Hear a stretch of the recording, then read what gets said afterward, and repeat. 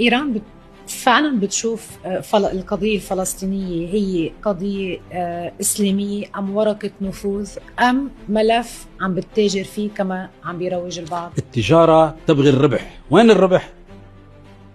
هي محاصرة بأجل هذا الشعار، قتلت من أجل هذا الشعار، حوربت الحرب الأولى والحرب الحصار وحرب العقوبات كلها من أجل هذا الشعار.